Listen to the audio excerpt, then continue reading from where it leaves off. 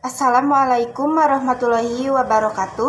Perkenalkan, nama saya Sipanul Apipah dari Fakultas Keguruan dan Ilmu Pendidikan, jurusan Pendidikan Matematika dengan nomor NPM 232151118. Baik, di video kali ini saya ditugaskan untuk membacakan ayat suci Al-Quran, Surah Al-Kahfi dari ayat 1 sampai 10 beserta asbabun nuzulnya.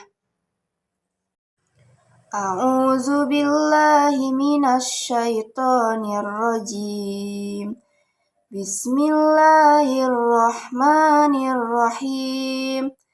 Alhamdulillahilladzi anzala ala abdihil kitaba wa lam yaj'al lahu iwaja qayyiman liyunzira ba'san syadidan min ladunhu wa yubashshiral mu'minina alladzina ya'maluna as-solihati anna lahum ajran hasana makithina fihi abada wa yunzira alladzina qalu ittakhadallahu walada ma lahum bihi min ilmin wala li abaihim kaburat kalimatan takhruju min afwahihim yaquluna illa kadhiba fala'allaka bai'un nafsaka ala asarihim illam yu'minu bihadzal hadisi asafa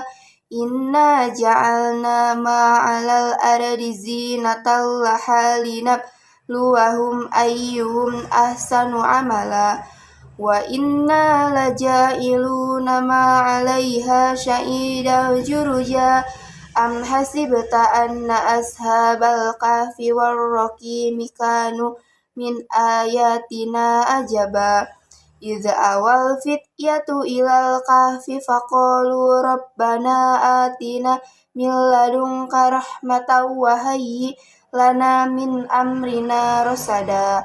Shadaqallahul adzim.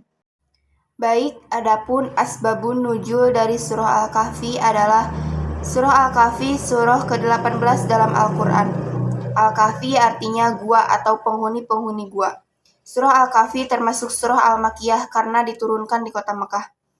Dalam 110 ayat surah Al-Kahfi membahas 4 pokok bahasan, yaitu 1. Keimanan, yang isinya yaitu kekuasaan Allah dalam memberi daya hidup kepada manusia, dasar-dasar tauhid dan keadilan Allah Subhanahu wa taala tidak berubah selama-lamanya. Yang kedua, hukum-hukum.